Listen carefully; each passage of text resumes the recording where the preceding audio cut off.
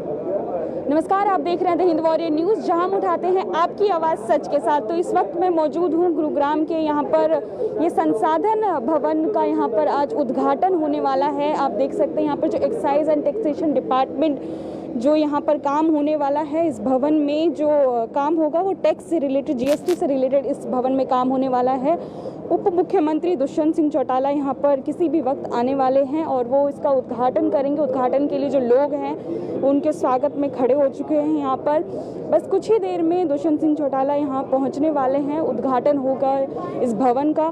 आपको बता दूं कि इस भवन की जो लागत है वो 45 करोड़ है और 3 साल के अंदर ये भवन बनकर तैयार हुआ है। ये भवन 6 मंजिला एक अच्छी, एक सुंदर दिखने वाली एक इमारत गुड़गांव के बीचों बीच बनाया गया है। ये सेक्टर 32 में ये भवन स्थित है और इसमें टैक्स से रिलेटेड, जीएसटी से रिलेटेड सारे काम होंगे। जो सरकारी कर्मचारी हैं, जो टैक्स से रिलेटेड डिपार्टमेंट में काम करते हैं, वो यहाँ बैठेंगे। आपको बता दूं कि ये स्टेट के द्वारा, राज्य के द्वारा बनाया गया है। इसमें सेंटर का किसी भी तरीके से कोई इन्वॉल्वमेंट नहीं है। ये राज्य सरकार का है और ये हरियाणा के जो लोग हैं उनके हितों में कार्य करने के लिए इस भवन का निर्माण किया गया है। गुरुग्राम में इस तरह का एक बहुमंजिला इमारत का होना जो टैक्स के लिए काम करे, वो बहुत ही एक अच्छी बात है। एक उज्जवल भविष्य जो कह सकते हैं हम गुरुग्राम का होने वाला है, उसके लिए ये बहुत ही अच्छा है। गुरुग्राम को वैसे भी साइबर सिटी बना दिया गया है, बहुत ज़्यादा डेवलप किया गया है गुरुग्राम को। और ये बहुमंजिला इमारत जो है वो देखने में बहुत ही आकर्षण का एक केंद्र बन गया है। बहुत ही एक 6 मंजिला जो ये आप देख सकते हैं, ये बहुत ही सुंदर है। बाहर से दिखने में भी बहुत एक सुंदर रूप इसका नज़र आ रहा है हमें।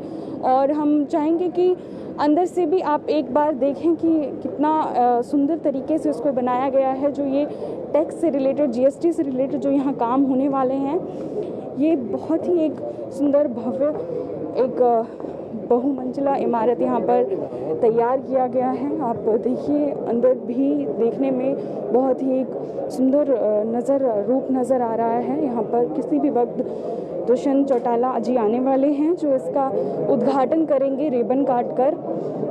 बहुत से लोग उनके इंतज़ार में यहाँ पर खड़े हैं और यहाँ पर काफ़ी लोग आए हुए हैं। आइए जानने की कोशिश करते हैं, यहाँ पर कुछ लोगों से बात करने की कोशिश करते हैं, वो क्या कहना चाहते हैं इस इमारत के बारे में। सर, आप कुछ कहना चाहेंगे इस इमारत के बारे में? हाँ मैडम जी, बहुत अच्छी इमारत है। मैं राजीव वत्स, पूर्व प्रधान डिस्ट्रिक्ट टैक्सेशन बार एसोसिएशन का हूँ और ये 2014-15 में जब हमने यहाँ पे शिफ्ट किया था सेक्टर 34 में, उस टाइम पे प्लॉट अलॉट किया गया था और उसी टाइम पे हमने भी जब सीएम साहब से बोला था भी यहाँ पे बिल्डिंग बनाई जाए, तो अभी बिल्डिंग कंप्लीट हुई है। इसमें पूरा स्पेस है और पूरी पार्किंग की व्यवस्था है और हमारे एडवोकेट्स के बैठने के लिए भी पर्याप्त जगह है। किस तरह का काम किया जाएगा इस बिल्डिंग में? इस बिल्डिंग में टोटल टैक्सेशन का काम होगा, जीएसटी स्टेट जीएसटी का होगा, अपना एक्साइज का होगा, टोटल अपील्स का होगा। जॉइंट कमिश्नर अपील यहाँ बैठेंगे, जॉइंट कमिश्नर रेंज बैठेंगे और टोटल गुड़गांव को 4 जोन में डिवाइड किया हुआ है। यहाँ की हमारे यहाँ पे 4 सेल टैक्स ऑफिस हैं, अलग अलग हैं individual. Gurgaon west, Gurgaon east, Gurgaon south, Gurgaon north, तो उनका सारा स्टॉक ये भविष्य के लिए, मतलब गुड़गांव के लिए किस तरह से लाभकारी होगा? ये मैडम पूरा ही लाभकारी होगा। यहाँ पे पुराने ऑफिस के अंदर हमें काफ़ी प्रॉब्लम थी, स्टाफ वहाँ पे क्या स्पेस नहीं था बैठने के लिए।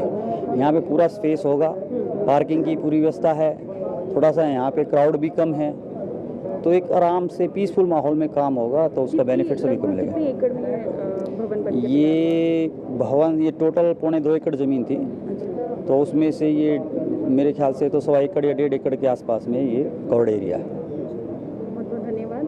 Thank you.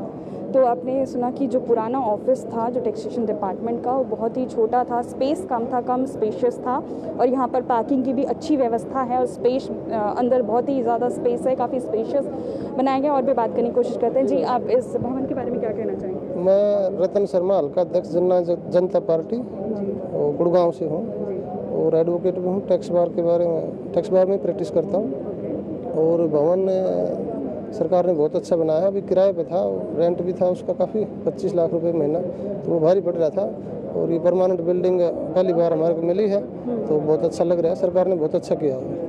तो ये जो बिल्डिंग आज बना है यहाँ पर, जिसका उद्घाटन होने वाला है, ये किस तरह से गुड़गांव के लोगों के लिए लाभकारी होने वाला है? देखो, व्यापारी वर्ग के लिए सुविधाएं मिलेंगी और ऑफिसर्स को भी यहाँ पे बैठकर जीएसटी का काम आसानी से हो पाएगा, और व्यापारी वर्ग के लिए भी शहर के बीच में है तो सुविधाजनक रहेगा, पहुँच बढ़ेगी और इससे रेवेन्यू कलेक्शन में भी आसानी होगी। लगभग कितने की लागत लगी होगी इस बिल्डिंग को बनाने में? लागत का तो अभी मैं अंदाजा नहीं, पीडब्ल्यू डिपार्टमेंट के लिए है, बाकी बहुत बड़ी बिल्डिंग है, 6 मंजिल ऊपर है, 3 मंजिल की पार्किंग भी है, क्योंकि शहर में पार्किंग की बड़ी दिक्कत है, तो 3 फ्लोर बेसमेंट में पार्किंग है, ये बहुत अच्छी बात है। बहुत शुक्रिया आपका, थैंक यू। तो जो इनका पुराना जो ऑफिस था, जो टैक्सेशन डिपार्टमेंट का पुराना ऑफिस था, वो रेंट पर था, महीने का 25 लाख रेंट जा रहा था, जो कि काफ़ी एक भारी था इनके लिए। तो आइए बात करने की कोशिश करते हैं। और जी बताइए। मैं विनोद कुमार चौहान, प्रेसिडेंट जिला टैक्स बार गुड़गांव। जी, तो आज हमारी बार की तरफ से हमारी बार के काफ़ी मेंबर यहाँ पे आए हैं, उस ऑफिसर में भी, डिपार्टमेंट में, और हमारे एडवोकेट्स में खुशी का माहौल है कि काफ़ी समय से हमें ना अपनी किराए की बिल्डिंग पर रह रहे थे और अब हमें ये अपनी खुद की बिल्डिंग मिल गई है। जब आदमी कभी किराए के मकान पे रहता है और फिर अपने मकान में जाता है तो एक अलग ही खुशी होती है। तो इस चीज़ का हमें बहुत फ़ायदा मिलेगा, एडवोकेट जो भी हैं उनको भी काफ़ी फ़ायदा मिलेगा। अलग से यहाँ पे बाथरूम में भी बैठने की जगह दी गई है, हालांकि जिस हिसाब से हम चाहते थे उस हिसाब से उतना बड़ा स्पेस हमें नहीं मिल पाया, बाकी फिर भी कुल मिलाकर के हम सेटिस्फाइड है कि उन्होंने बैठने की अलग से हमें बाथरूम की जगह दी है। जी, इस बिल्डिंग में सबसे ज़्यादा बड़ा आकर्षण का केंद्र क्या होने वाला है? सबसे बड़ा आकर्षण का केंद्र तो ये कि यहाँ पे जो आने की जो मतलब अपना ये लगा लो आप कनेक्टिविटी है वो हमें बहुत बेटर लगी। जैसे बिल्कुल NH8 से बिल्कुल नज़दीक है ये, कोई भी जैसे व्यापारी गण आते हैं या एडवोकेट्स आते हैं या ऑफिसर भी यहाँ पे आते हैं तो एक ईजी कनेक्टिविटी है। पहले जहाँ ऑफिस था वहाँ पे एक तो जाम का रहता था, जैसे हिरोंडा चौक है वहाँ पे काफ़ी जाम रहता था। ऑफिस अगर मान लो कि हमें डेट लगी हुई, हमें पहुँचना 11 बजे, बट जाम की वजह से हम पहुँच रहे वहाँ पे 1 बजे, तो यहाँ पे उस चीज़ से हमें छुटकारा मिल जाएगा। दूसरा क्या है कि बिल्डिंग बहुत अच्छी तरीके से बनाई हुई है। जी जी, तो ये जो बिल्डिंग आज बना है, यहाँ पर टैक्स से रिलेटेड काम होने वाला है, तो ये किस तरीके से गुड़गांव हरियाणा के लोगों के लिए लाभकारी होगा? ये देखो, गुड़गांव पूरे हरियाणा के अंदर सबसे ज़्यादा टैक्स देने वाला अपना ज़िला है। IMT मानेसर है और भी व्यापारी है, तो इसके होने से लोग जो भी है इतना टैक्स जो दे रहे हैं यहाँ पे आएंगे तो वो सरकार को भी देखेंगे कि हम इतना टैक्स देने के बावजूद वहाँ पे हमें बैठने की सुविधा नहीं थी, यहाँ पे एक अच्छी बिल्डिंग बनी है, तो मैं उम्मीद करता हूँ कि बिल्डिंग बनने से यहाँ पे टैक्स कलेक्शन है वो भी बढ़ेगा। बहुत बहुत शुक्रिया आपका। धन्यवाद। तो काफ़ी खुश नज़र आ रहे हैं जो कि यहाँ के कर्मचारी थे वो इस बिल्डिंग से, और बात करने की कोशिश करते हैं और भी लोग हैं हमारे साथ। जी बताइए आपका नाम सर? मैं नवीन गुप्ता, जी पूर्व president tax bar, general secretary national association of tax professional. आज जो ये कार्यक्रम होने जा रहा है तो ये हरियाणा के लिए बड़ी सौभाग्य की बात है, क्योंकि हरियाणा प्रदेश का तीसरा जिला ऐसा है जहाँ की जो है एक्साइज डिपार्टमेंट्स की अपनी बिल्डिंग है। इसके इनोग्रेशन के लिए डिप्टी सीएम साहब आ रहे हैं। पहले इनोग्रेशन 1 नवंबर का डिसाइड किया गया था, लेकिन किसी कारणवश इसको प्रीपोन्ड करके जो है आज के लिए रखा गया है। और गुड़गांव जो जोन है, गुड़गांव के अंदर एक्साइज डिपार्टमेंट की बिल्डिंग होने का सबसे अच्छा फ़ायदा ये है कि गुड़गांव पूरे हरियाणा का सबसे ज़्यादा रेवेन्यू देने वाला स्टेट है। गुड़गांव के रेवेन्यू का जो है ऑलरेडी हरियाणा के रेवेन्यू का करीबन जो है 40% से ज़्यादा भाग गुड़गांव से होता है, और यहाँ व्यापारी वर्ग और इंडस्ट्रियल सेक्टर्स की बड़ी बड़ी MNCs कंपनियाँ हैं। तो यह बिल्डिंग का ओपनिंग करके सरकार ने एक बहुत अच्छी पहल की है, और इसका भविष्य में यहाँ के व्यापारियों को, बिजनेसमैन्स को और आम लोगों का बहुत फ़ायदा मिलेगा।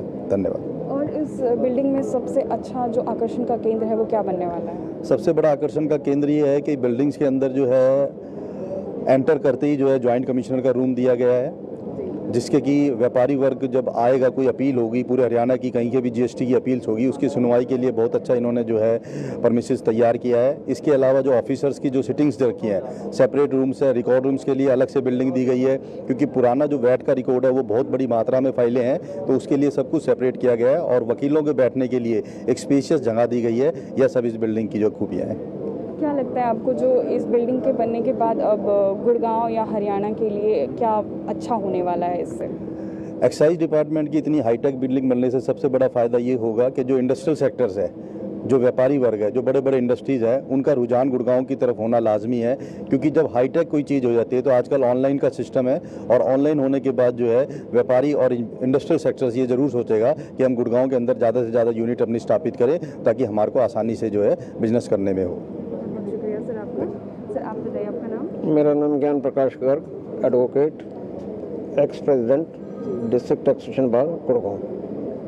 बिल्डिंग के बारे में क्या कहना चाहेंगे सर? हाँ मैडम, इस भवन के बारे में क्या इस भवन के बारे में मैडम ये कह रहे हैं कि 1996 से हम इसके, जब मैं प्रधान था तब भी ये भवन के लिए लड़ रहे थे, क्योंकि प्रेमिसेस जो है शुरू 96 के बाद इनकी अपनी नहीं थी और जगह बैठने की ढंग नहीं थी। इससे पहले लक्ष्मी बाजार था, लक्ष्मी बाजार से फिर ये कृषि ज्ञान केंद्र कोर्ट्स के पास आया था, वहाँ से फिर शिफ्ट हो गया था, बार बार ये बदलता रहा था। अपनी बिल्डिंग नहीं थी, ना ही बैठने का सफिशिएंट स्पेस था, ना ही पार्किंग की जगह होती थी, ना कुछ होता था। इसके लिए काफ़ी टाइम से स्ट्रगल चल रहा था। तो ये बिल्डिंग आखिरकार ये प्लॉट मिलने के बाद 1.5 एकड़ का ये प्लॉट है, इसमें काफ़ी अच्छी स्पेशियस बिल्डिंग बनी है।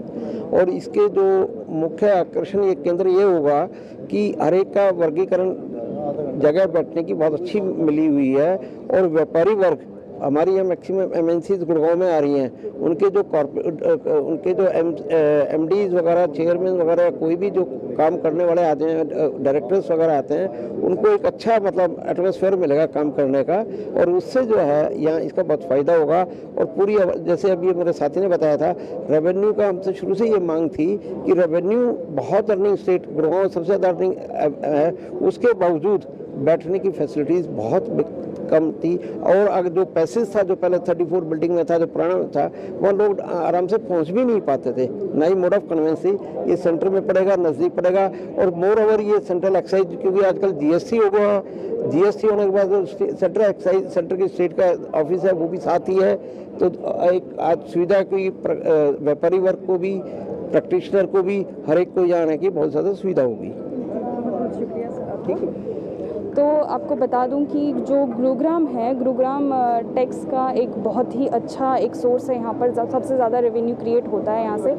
पूरे हरियाणा का 40% से ज़्यादा यहाँ पर टैक्स जो है वो यहाँ से रेवेन्यू जनरेट होता है। इसीलिए जो ये कर्मचारी हैं वो बहुत ज़्यादा खुश हैं। इससे क्या होगा, इस भवन से जो उनको फ़ायदा होने वाला है हरियाणा को, कि यहाँ पर सबसे ज़्यादा टैक्स जो है उसके लिए यहाँ पर सबसे फ़ायदा होगा, क्योंकि ये बहुत ज़्यादा कन्वीनियंट है लोगों के लिए। जी सर बताइए। जी सर जी। तो यहाँ पर कुछ कमिश्नर्स भी पहुँच चुके हैं यहाँ पर डिप्टी CM के स्वागत के लिए। जी, हम उनसे बात करने की कोशिश करते हैं। सर आप कुछ कहना चाहेंगे? अभी नहीं मैम, अभी नहीं, अभी ये फंक्शन हो जाए तो उसके बाद। जी तो अभी दुष्यंत सिंह जी आने वाले हैं, तो इसीलिए यहाँ पे जो लोग हैं, जो यहाँ पर कर्मचारी हैं, जो ऑफिसर्स हैं, वो उनके स्वागत के लिए यहाँ खड़े हैं। इसीलिए वो अभी हमसे बात नहीं करना चाहते हैं, क्योंकि थोड़ी ही देर में डिप्टी CM यहाँ पर पहुँचने वाले हैं। तो आप देखिए कि सभी यहाँ पर खड़े हो चुके हैं उनके स्वागत में। यहाँ पर काफ़ी लोग, काफ़ी ऑफिसर्स, काफ़ी कर्मचारी, सारे सरकारी कर्मचारी यहाँ पर हमारे बीच मौजूद हैं। बस थोड़ी ही देर में यहाँ पर डिप्टी CM आने ही वाले हैं।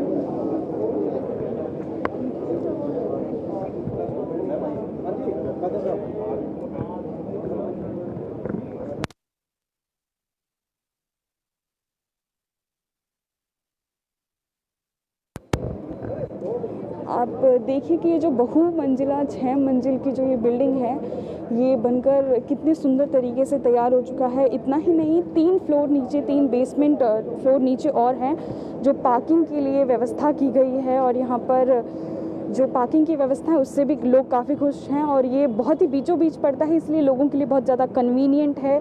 आसपास पौधे लगाए गए हैं, एक वातावरण को स्वच्छ रखने के लिए यहाँ पर पौधे लगाए गए हैं, ताकि इनको फ्रेश, एक स्वच्छ वातावरण भी यहाँ पर मिलता रहे। स्वागत के लिए सारे लोग इकट्ठे हो चुके हैं यहाँ पर। थोड़ी ही देर में डिप्टी CM पहुँचने वाले हैं। सारे कर्मचारी, सारे ऑफिसर्स उनका इंतज़ार यहाँ पर कर रहे हैं। थोड़ी ही देर में डिप्टी CM पहुँचने ही वाले हैं।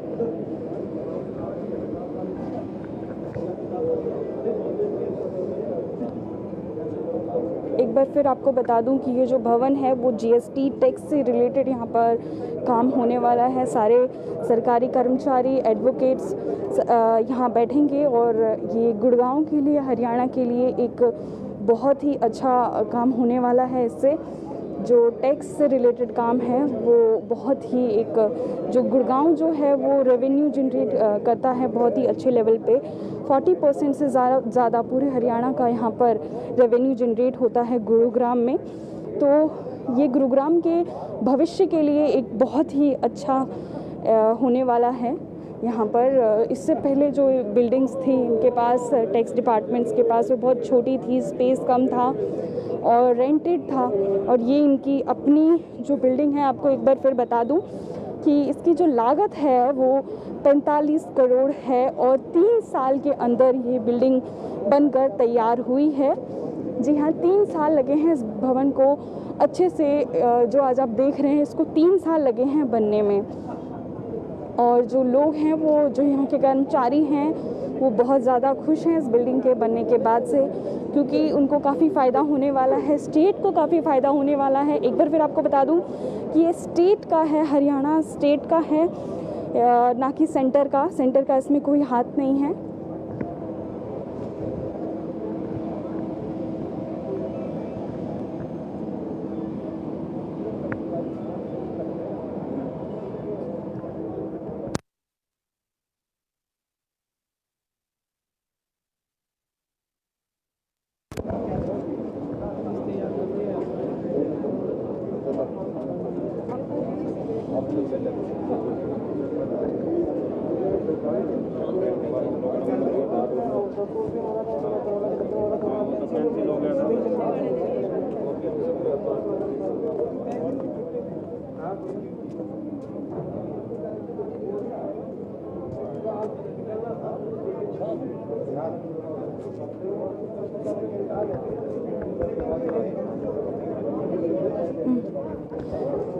आप देख सकते हैं कि सभी जो हैं वो उनके स्वागत के लिए यहाँ पर खड़े हो चुके हैं, काफ़ी देर से इंतज़ार कर रहे हैं। अब ऐसा लग रहा है कि बस थोड़ी ही देर में डिप्टी सीएम यहाँ पर आने ही वाले हैं।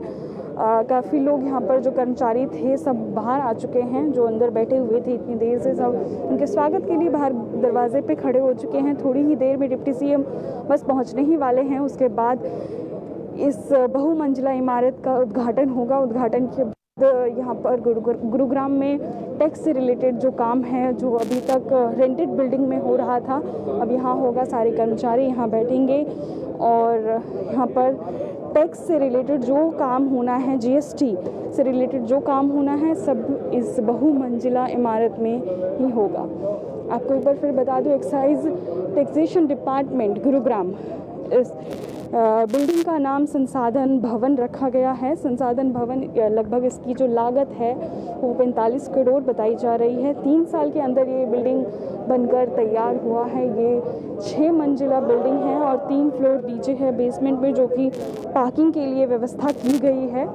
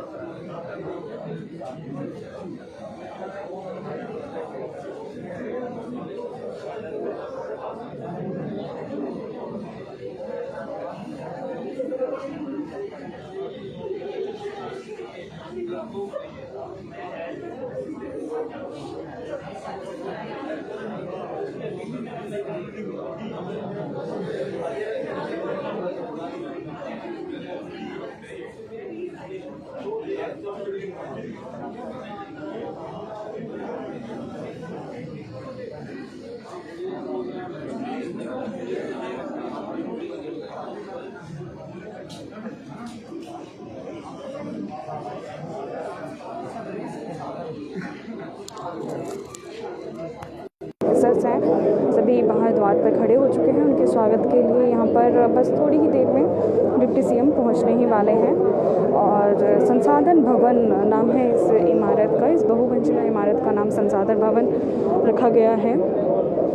अब देखना ये है कि संसाधन भवन बनने के बाद गुरुग्राम हरियाणा की जो किस्मत है वो कैसे बदलती है, जो टैक्स जनरेट होना है वो कितना जनरेट होता है और किस तरह से लाभकारी होने वाला है हरियाणा राज्य के लिए, गुरुग्राम डिस्ट्रिक्ट के लिए।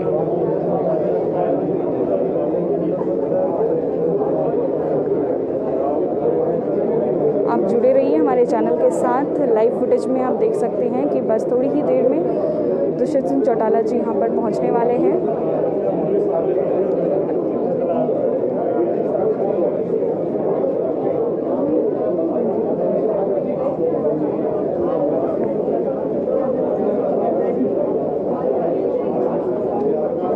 वॉरियर न्यूज़ आपको हमेशा जो सच है वही दिखाता है, आपकी आवाज़ सच के साथ उठाता है। जो लोगों की, जो जनता की आवाज़ है उसको हिंद वॉरियर उठाता है और सभी तक पहुंचाता है। और आप देख सकते हैं कि यहाँ पर डिप्टी सीएम के आने का इंतज़ार किया जा रहा है। जो स्टाफ है, जो कर्मचारी हैं, सभी उनका इंतज़ार कर रहे हैं। बस थोड़ी ही देर में डिप्टी सीएम पहुँचने वाले हैं।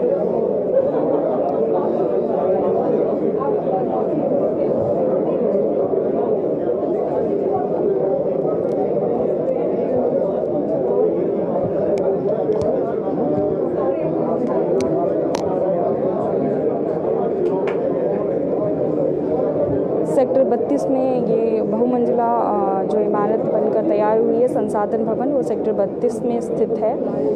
यहाँ से आसपास जो है वो NH 8 है, यहाँ आना सबके लिए बहुत ज़्यादा कन्वीनियंट होने वाला है। किसी भी तरह का जाम का सामना नहीं करना पड़ेगा। जो यहाँ के कर्मचारी हैं उनका कहना है कि यहाँ आना बहुत ज़्यादा कन्वीनियंट है उनके लिए, बहुत ईज़िली यहाँ पहुँच सकते हैं, किसी भी तरह का ट्रैफिक नहीं होने वाला। इससे पहले उनको ट्रैफिक का सामना करना पड़ता था। जो उनकी पुरानी बिल्डिंग थी वो रेंटेड थी, 25 लाख उसका रेंट जाता था हर महीने का। यहाँ पर जो स्टाफ है, जो कर्मचारी थे वो बहुत खुश हैं इस बिल्डिंग के बनने के बाद, संसाधन भवन के बनने के बाद। आज उसका उद्घाटन होने वाला है। यहाँ पर रिबन काटकर अब दुष्यंत सिंह चौटाला जी इसका उद्घाटन करने वाले हैं। एक खुशी की लहर देखी जा सकती है। जो कर्मचारी हैं वो बहुत ज़्यादा खुश हैं इस बिल्डिंग के बनने के बाद।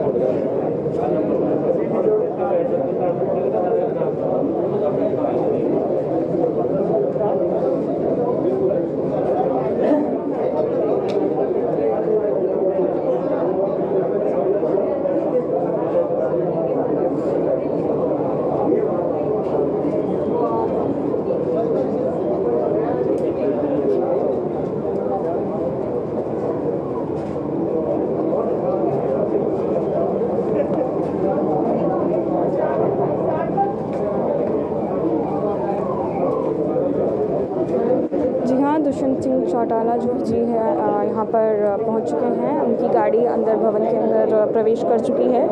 प्रवेश द्वार से उनकी गाड़ियाँ अंदर आ चुकी हैं। थोड़ी ही देर में बस पहुँच ही गए हैं। यहाँ पर आप लाइव फुटेज में देख सकते हैं कि डिप्टी सीएम दुष्यंत सिंह चौटाला जी यहाँ पर संसाधन भवन में पहुँच चुके हैं। यहाँ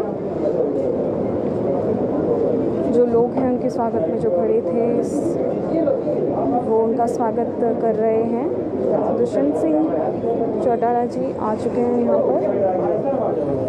आप हिंद वॉरियर के लाइव फुटेज में देख सकते हैं। यहाँ पर संसाधन भवन में दुष्यंत सिंह चौटाला जी पहुँच चुके हैं और लोग उनके स्वागत में जो खड़े थे अब उनका स्वागत करते हुए नज़र आ रहे हैं।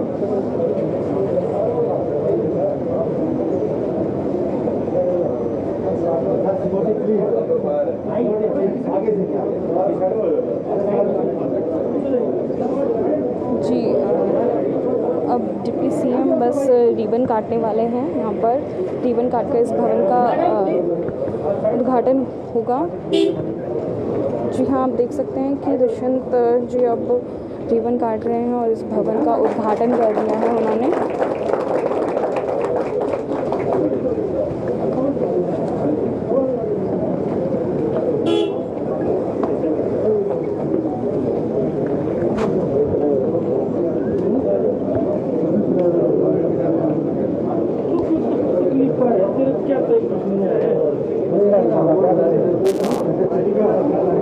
सभी अंदर जा रहे हैं संसाधन भवन के अंदर। डिप्टी सीएम भी अंदर जा चुके हैं।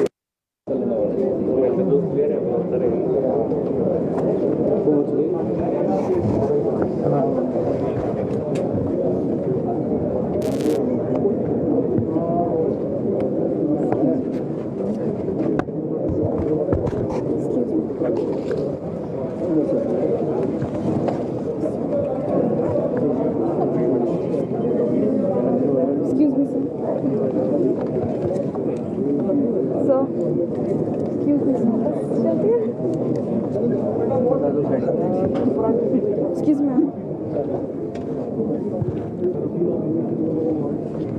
Excuse me, sir.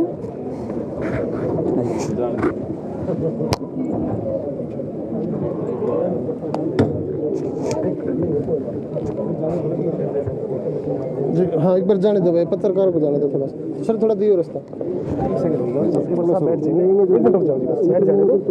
फिर यहाँ से आगे से निकल जाओ।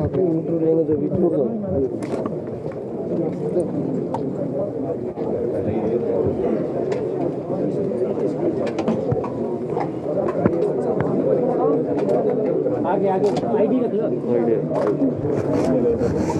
ओहो, सुनील जी भी आएगा मोबाइल से।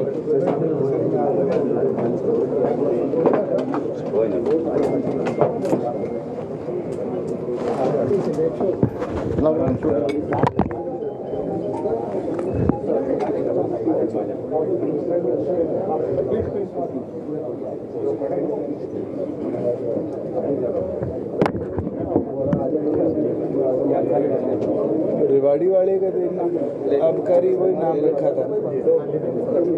कैसे लगेगी कैमरामैन को आगे बैठ जाने दो ना, पीछे खड़े हो जाएंगे। Strength of officer 650। पीछे खड़े हो जाएंगे। जो अब तक का कलेक्शन है सर वो 50% आप है 2000 करोड़ के बीच 3000 करोड़ और ऑन एन एवरेज सर जो पैसे भी इंक्रीज आ रहा है बहुत। So because of that is the service tax.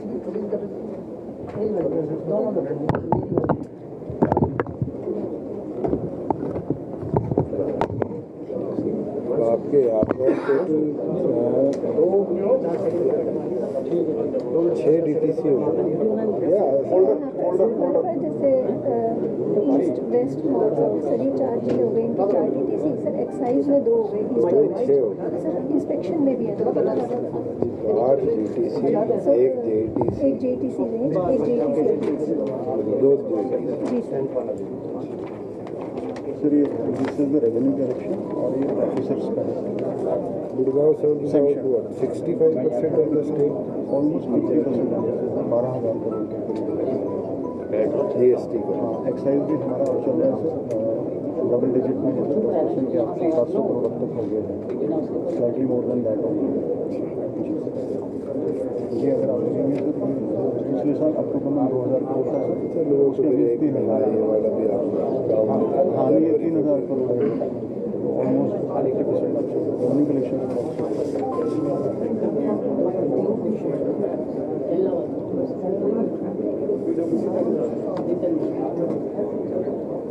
Gurgaon वालों को एलना मत जाना।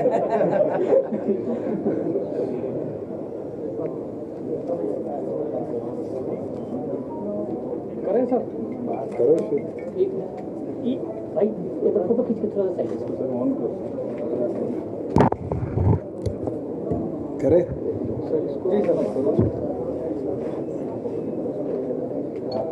जिस तरह से गुड़गांव हमारे एक्साइज एंड टैक्सेशन का टोटल रेवेन्यू का लगभग आधा हिस्सा कलेक्ट करता है। अब गुड़गांव के अंदर तमाम 650 के लगभग ऑफिसर्स एंड अदर एम्प्लॉयज़ एक बिल्डिंग में स्थापित होंगे, जिसका लाभ केवल मात्र ऑफिसर्स की वर्किंग को ही नहीं, इसका लाभ आम नागरिकों को मिलेगा। और इस नए संसाधन भवन के अंदर तमाम officials jointly excise and taxation की एक्टिविटी को मॉनिटर भी करते रहेंगे, जहां 2 JTC लेवल के ऑफिसर्स और 8 DTC लेवल के ऑफिसर्स हमारे चारों टैक्सेशन दोनों एक्साइज विंग के डिस्ट्रिक्ट्स को मॉनिटर करने का काम करेंगे। लगभग 57 करोड़ रुपए की एस्टिमेशन इस स्ट्रक्चर को बनाने की थी, और मैं बधाई देता हूं हमारे PWD के ऑफिशियल्स, जिनने 57 करोड़ की बजाय जहाँ महंगाई बढ़ रही है इसको एनर्जी इफेक्टिव वे में भी बनाने का काम किया, और साथ में 45 करोड़ के अंदर इस पूरे स्ट्रक्चर को बनाकर आज जनता को समर्पित करने का काम किया है। और हमें तो पूरी उम्मीद है कि 650 ऑफिशियल्स जो हमारे हैं वो मिलकर जो अलग अलग कार्य विभाग करता है इनकी गतिविधियों को निरंतर मॉनिटर करते रहेंगे। गुड़गांव के सेंटर में ऑफिस होने का फ़ायदा ये रहेगा कि गुड़गांव के किसी भी कोने से अगर किसी व्यक्ति को आना है तो सेंट्रलाइज स्पॉट के अंदर इस संसाधन भवन से अपने कर के संबंधित कोई भी समस्या है उसका निवारण कर पाए। मैं तो उम्मीद करता हूं कि इफेक्टिवली जहाँ हमने पिछले वर्षों में हमारा प्रदेश का रेवेन्यू इंक्रीज करने का काम किया है, आज भी हम बात करें तो पिछले वर्ष में आज के दिन 2000 करोड़ के लगभग कलेक्शन गुड़गांव की थी। इस साल 3000 करोड़ के लगभग हम अब तक करेक्ट कर पाए हैं इस वित्त वर्ष के अंदर। ये दिखाता है कि ऑफिसर्स इफेक्टिवली काम कर रहे हैं, और कहीं ना कहीं जो एक बैकबोन किसी भी सरकार की है वो proper monitoring of tax collection है, उसके अंदर हमारे एक एक ऑफिसर सक्सेसफुली काम कर पाए। और मैं तो उम्मीद करता हूँ कि आने वाले दिनों में जब हम वित्त वर्ष की बात करेंगे और बेहतरीन तरीके से तमाम ऑफिशियल्स काम कर हरियाणा को और प्रगति के पथ पर ले जाने का काम करें। सर, किसान आंदोलन में जहाँ चल रहा है, दिल्ली बॉर्डर पर एक व्यक्ति की निर्मम हत्या कर दी गई। इस पूरे मामले में हालांकि आरोपी की गिरफ्तारी हुई है, लेकिन किस तरह से देखते हैं, किस एंगल पे जा रहा है यहाँ? बड़ा बारबेरिक एक्ट था, जितनी निंदा करी जाए उतनी कम है।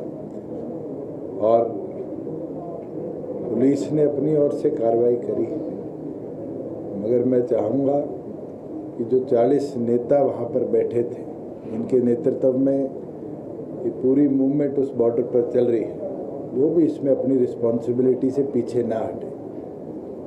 अगर किसी संगठन के अंदर कोई गलती होती है तो संगठन का मुख्य दोषी होता है। अगर किसी विभाग में कोई गलती होती है तो विभाग का मुखिया दोषी होता है। और अगर किसी मूवमेंट में कोई गलती होती है तो मूवमेंट का लीडर दोषी पाया जाता है। आज ऐसा बारबेरिक एक्ट अगर ओपनली किया जाता है और उसकी वीडियो बनाई जाती है, पब्लिसाइज किया जाता है, मैं तो ये मानता हूँ कि इसकी जिम्मेवारी उन 40 नेताओं को लेनी चाहिए जिनके आदेश अनुसार लोग इतनी संख्या में इस बॉर्डर पर आकर बैठे और उनके बीच में ही इस तरह की घटना हो। सर, क्या इन नेताओं के खिलाफ भी मामला दर्ज होगा, जैसे आपने कहा? पुलिस कार्रवाई करी है, फोरेंसिक टीम ने अपने एविडेंसेस को कलेक्ट करने का काम किया और उसके अंदर एक व्यक्ति ने ये माना है कि उसने गतिविधि को अंजाम दिया, मगर और कौन कौन इन्वॉल्व रहे हैं वो तो आने वाले समय में इन्वेस्टिगेशन के बाद ही पूरी तौर पर क्लियर होगा। सर, एलनाबाद उपचुनाव चल रहा है, हालांकि 30 तारीख को वोटिंग होनी है, लेकिन इस बार भी जजपा ने अपना उम्मीदवार नहीं उतारा, इससे पहले भी उपचुनाव में नहीं उतारा, क्या वजह मानते हैं? गठबंधन ने उम्मीदवार उतारा है और जब दो पार्टियां मिलकर सरकार के अंदर चलती है तो दो कैंडिडेट नहीं उतरते और ये निर्णय मिलकर लिया गया था और ये विश्वास आपको दिला देते हैं कि वो मजबूती से हमारा उम्मीदवार जीतेगा। लगता नहीं कि इस बार आपको मौका मिलना चाहिए था, क्योंकि पहले उपचुनाव में बीजेपी को मौका मिला। किसको मिलता है और कौन जीतता है तो समय की बात है। सर, एनएलओ आरोप लगा रही है कि एलनाबाद उपचुनाव में जो भाजपा और जजपा सरकार है वो सरकारी तंत्र का इस्तेमाल कर रही है और वोटरों को डराने का काम कर रही है, इस पर क्या कहेंगे? अगर उनके लोग किसान आंदोलन की आड़ में हमारे उम्मीदवार का विरोध कर रहे हैं तो उसका आरोप किस पे लगना चाहिए? और ये तो दिन प्रतिदिन सामने आ रहा है कि उनके लोग निरंतर माहौल खराब भी करते आ रहे हैं, ये भी दर्शाते हुए कि वहाँ पर परिस्थितियाँ किसान आंदोलन के स्वरूप है। मगर दिन प्रतिदिन जो जन भावनाओं का साथ मिल रहा है, जिस तरह लोगों का सपोर्ट मिल रहा है, मैं ये मानता हूँ कि गठबंधन मजबूती से इलाहाबाद की सीट को जीतेगा। सर, पैरासूट से उम्मीदवार उतारा गया, अपने पास भाजपा के पास क्या कोई कैंडिडेट नहीं था? तो समय की बात होती है। भाजपा का उम्मीदवार कांग्रेस से लड़ रहा है और ऐसी परिस्थितियाँ रही है जब पॉलिटिकली कदम उठाने पड़ते हैं और मुझे लगता है गठबंधन ने मजबूत उम्मीदवार वहाँ उतारा है। शुरू में अभय सिंह चौटाला कह रहे थे कि किसी भी कैंडिडेट को चुनावी मैदान में जो भी उतरेगा इलाहाबाद में, उसे इलाहाबाद की जनता बड़ा अच्छा स्वागत करेगी, उनको घुसने नहीं देगी। क्या मानते हैं सर, क्योंकि 3 कृषि कानून का विरोध? आप उनको सीरियसली लेते हैं? वो तो ये कह रहे थे वो प्रचार में नहीं जाएंगे फिर भी चुनाव जीत जाएंगे। आज क्या हालात है? मैं तो निरंतर कहता आया हूँ, जो आदमी राजनीति को सीरियसली नहीं लेता वो फिर राजनीति में कामयाब नहीं होता और आने वाले दिनों में रिजल्ट आएगा, उसका भी जवाब आपको। सर, हरियाणा में किसानों को खाद नहीं मिल पा रहा है और रात भर किसान... हमने परसों पूरे प्रदेश का रिव्यू लिया था, खाद पर्याप्त मात्रा में है। लोग क्योंकि आने वाले दिनों में जो रैक्स की डिलीवरी होनी है, चाहे वो डीएपी की हो, यूरिया की, उसके ऊपर अपनी फसल बिजाई का इंतज़ार ना करते हुए पहले ही स्टॉक करने लग गए। तो हमने अब सेग्रीगेट किया है कि जहाँ सरसों की बुआई होनी है पहले खाद उन जिलों में उपलब्ध होगी और जहाँ वीट की बुआई होनी है 15 दिन बाद उन जिलों के अंदर फिर खाद को डाइवर्ट करी जाएगी। इसका एक प्लान भी बना लिया गया है, सारे डिप्टी कमिश्नर्स को भी बता दिया गया है और ऑल्टरनेटिव जो हमारे फर्टिलाइज़र्स हैं एसएसपी हो, एनएपी हो, उनको भी किसान उपयोग करे, इसके बारे में भी किसान को एग्रीकल्चर विभाग जागृत कर रहा है। सर 6 राज्यों में भी आपने चुनाव चिन्ह अप्लाई किया है, कौन कौन से वो राज्य हैं और क्या राष्ट्रीय संगठन का पार्टी बनने की विस्तार तैयारी कर रही है? हर नए संगठन की इच्छा होती है और हमने भी ये प्रयास किया है कि साथ लगते हुए प्रदेशों में आने वाले 1 साल में इलेक्शंस ड्यू है, उसके अंदर पार्टी लड़ेगी। क्या गठबंधन से चुनाव लड़ा जाएगा? समय बताएगा। सर किसानों का यह भी आरोप है कि उन्हें बाजरे का भी उचित मूल्य और नहीं मिल पा रहा है। आज के दिन 600 रुपया प्रति कुंटल, लगभग अगर एवरेज 8 कुंटल की अगर है तो 4800 रुपया फार्मर के खाते में डेबिट करने का हम काम डीबीटी के माध्यम से कर रहे हैं। और आपने सवाल पूछा है, मैं महेंद्रगढ़ गया था, जब तक 1 रुपया भी हम ट्रांसफ़र नहीं कर पाए थे, उसी दिन आदेश जारी करके 5000 किसानों, लगभग 3.25 लाख फार्मर्स टोटल रजिस्टर्ड है हमारे पोर्टल में, 5000 किसानों को हमने पैसा ट्रांसफ़र कर दिया था। और डेली इस टारगेट के साथ कि अगले 10 दिनों के अंदर अंदर प्रत्येक रजिस्टर्ड फार्मर के खाते में उसकी यील्ड एवरेज का मल्टीप्लाइड बाय 600 रुपया हम ट्रांसफ़र करते हैं। इसके साथ पूरी टीम दिन रात काम कर रही है। लगभग 3000 करोड़ रुपया तो हम जीरी का डीबीटी कर चुके हैं और पहला ऐसा प्रदेश है जो 72 घंटे अगर आपका पैसा डिले होता है तो उसके बाद आपको 9% इंटरेस्ट भी फसल पर मूल्य पर देते हैं। सर मंत्रिमंडल में भी विस्तार होना था, चर्चाएं चल रही थी, लेकिन अब उपचुनाव चल रहा है, भाजपा की जीत होती है? बात नहीं, तो हमारा काम है, हर प्रेस कॉन्फ्रेंस का काम नहीं है कि यही एक सवाल वापस है, दोनों पार्टियां मिलकर विस्तार करें। सर कल झाड़सा में पीएम सीएम और आपका पुतला फूका गया दशहरे के मौके पर, उसके विषय में क्या कहना चाहेंगे?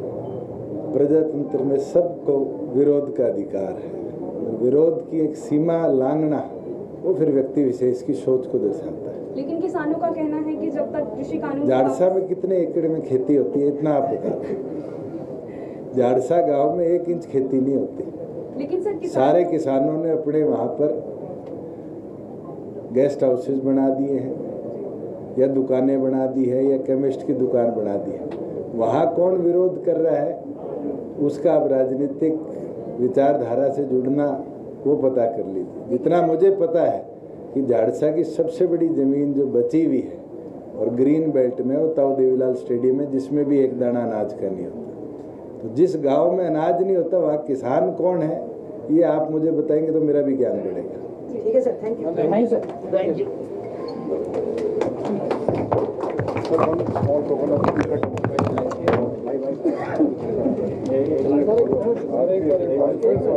हाँ है सर, अभी दिखाते हैं।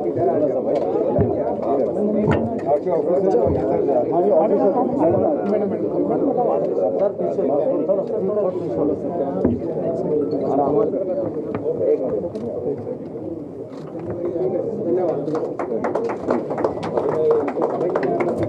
एक बार प्रधान जी आप लोग साथ बैठ जाओ, मैं एक राउंड कराऊं क्योंकि जा जाऊंगा पर्ची छोड़नी है।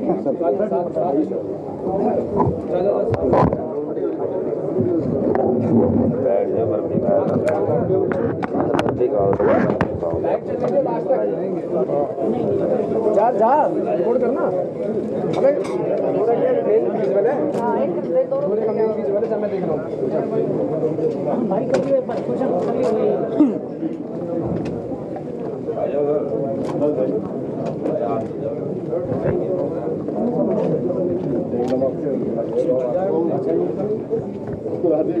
अभी दुष्यंत सिंह चौटाला जी जो हैं इस भवन का हमें दौरा करवा रहे हैं कि ये भवन कितना बड़ा है, कितने रूम्स हैं, सारी चीज़ें हमें वो बताने वाले हैं। यहाँ पर कौन कौन से डिपार्टमेंट हैं, सभी का हम दौरा अभी करने वाले हैं।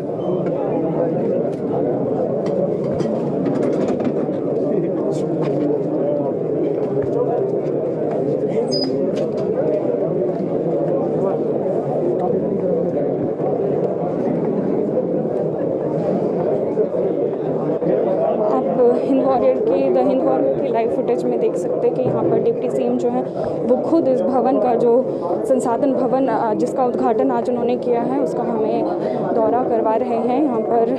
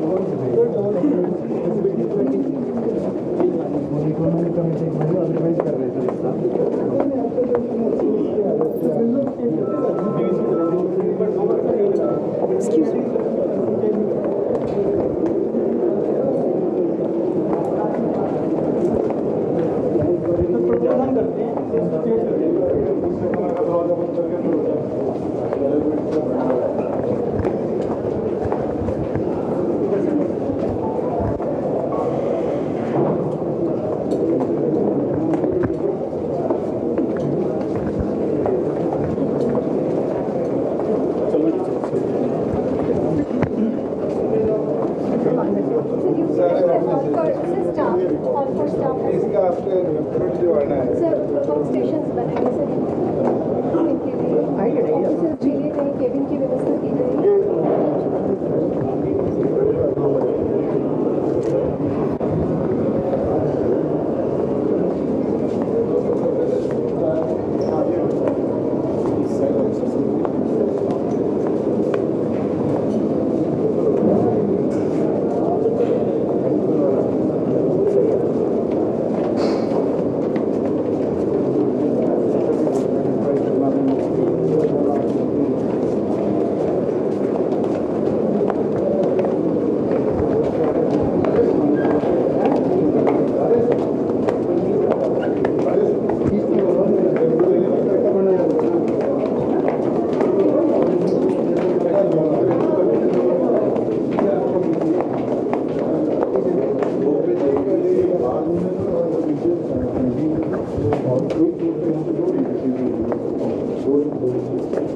कॉरिडोर के लेफ्ट में ऑफिसर रूम में राइट में स्टाफ एवरी पूरे स्टेट का मतलब यहाँ पे मीटिंग किया जाता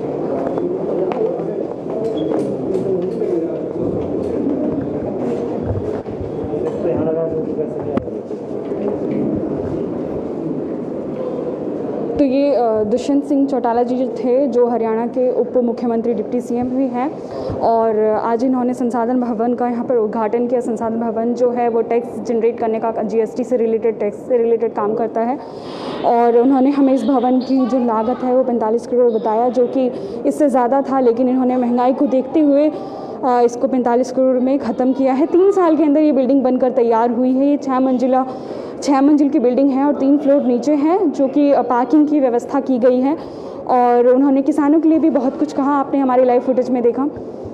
तो तनुज चिकारा के साथ Neha Jha, Gurugram, the Hind warrior news.